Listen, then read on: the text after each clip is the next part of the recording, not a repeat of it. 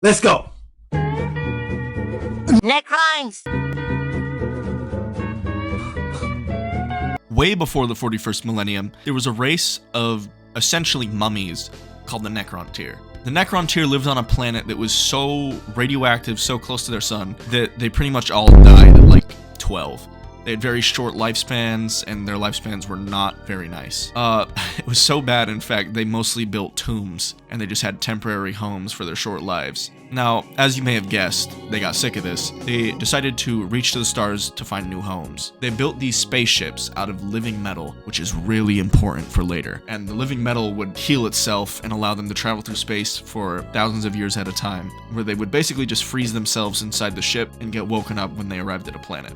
It was while they were at space they encountered these people called the Old Ones. So the Old Ones were frogs and gods at the same time, because that's what someone decided they should be. And they basically just went around shitting out life and doing whatever, because what else would they do? And they were psychic, and they knew everything, and they used alternate realities to create a webway through the warp. It was, I don't know, bro. They were kind of crazy. It was like they had their own hyperdrive. But when the Necrons met these guys, they were like, hey, bro, so you kind of live forever, right? Can you hook us up with that? And the Old Ones said no. Why? I'm not really sure. They didn't want to interfere or whatever. So the Necrons, they were kind of mad about this, right? But they kept waging on into space. And after a while, they kind of realized on their new planets, people were still dying because they are so radioactive that's just like part of them at this point. So there's a lot of infighting with the Necrons. Like they kind of enter a civil war. Everyone's fighting each other. Like all the different dynasties are mad because no one's happy. And then the Triarch Council, which are the three who ruled all Necrons, led by the Silent King, decided the best way to stop these civil wars is to find a common enemy. And who better than the Old Ones, who put them into this painful cycle of life? The promise of immortality was enough to unify the dynasties and immediately begin the war on the Old Ones. But as you may guess, a bunch of rotting corpses could not do much against these living gods. So they retreated back. They were all so angry. They were salty as hell. You know, they were making these super weapons, but they couldn't really do anything because how are they supposed to fight a god if they can't even last through a 12-day car trip? So during these experiments is when they discovered the Catan. These dudes were born of the stars. Catan translating to Star Child in the Necron tier language. They lived on easy mode.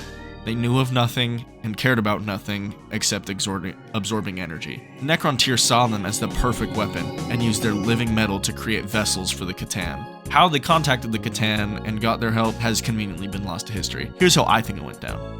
I think they made these, like, you know those box traps where they like put the stick up and there's the box and then they like pull the stick and it drops it. I think they did that kind of with the Catan. But anyways, they got stuck in their like vessels and I guess they're chilling now. But apparently one Catan called the Deceiver, which definitely isn't foreshadowing, spoke with the Silent King and was all like, hey, you know, I see you guys don't like the Old Ones. We don't like them either. They like put us away in stars or something and they scattered our people, which I don't really get what that has to do with anything. But the Silent King was like, okay, so we have a common goal. But after a while, the Necron tier started to worship the Catan because of their just godlike abilities, their immortality. Like they were really chilling with these guys. And shockingly, the Catan started to use that to their advantage. The Deceiver was talking to the Silent King and he was saying, now, you guys are all dying and you made us these living metal bodies. Why don't you do that for yourself? And how not a single Necron tier had ever thought of that beforehand, I have no clue. But the Silent King was like, okay, that sounds pretty sick. So with the help of the Catan, they went through biotransference. And this biotransference basically just kind of like it put them all inside these like robot mannequins and it was pretty sick, man. They like turned into robots, but crazy, it went wrong. I know, who would have guessed? As they went through biotransference, they lost basically all consciousness. They're just kind of hollow shells. There's no soul, there's no nothing. Only a few remain with some sort of consciousness, and that's how the Silent King knew that he had fucked up. The Catan enslaved the Necrons and just kind of turned them into their own personal weaponry. Meanwhile, during all this, the Old Ones were just doing whatever and had no clue any of this was happening.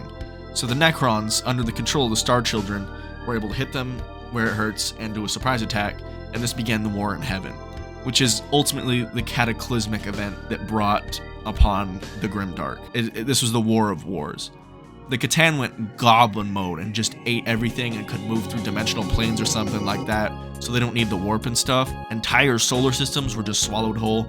The old ones went into hiding, and this is when they created the Aldar, who were like super psychic and shit, and they made a couple others who weren't cut out for the Grimdark and didn't make it, and that's probably why they're not in the game.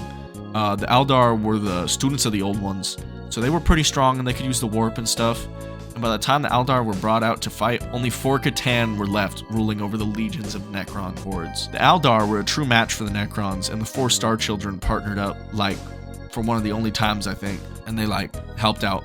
But the old ones were losing bad, and they started to create things called Corks, which are like Orcs' ancestors, where they were just giant green guys. Like, it's like an orc the size of a Tyrannid or something, bro, to help them defend themselves. But eventually the old ones perished due to their own mistakes and unwavering attacks from the Necrons. But with the old ones gone, the Silent King decided he didn't need the Catan anymore, and he shattered them using this. He like harnessed a sun or something and created the like craziest weapon ever and just like annihilated them. So, using those Catan shards, he made himself even more powerful. And at this point, the Necrons are real weak because, you know, they've been at war for millennium. So they didn't really have the capabilities to fight the Aldar at this point, which were only growing stronger and stronger. So the Silent King decided to order all the Necrons back to the Tomb Worlds and to sleep for 60 millennium, while he himself explored the universe for no real reason. It is the 41st millennium, and in the grim dark of the far future there is only war. Tomb worlds of ancient legends are all that remain of the Necrons, distant stories passed down from the Aldar, but as the ground rumbles, the Necron rise from the dead and begin their reign of terror once more.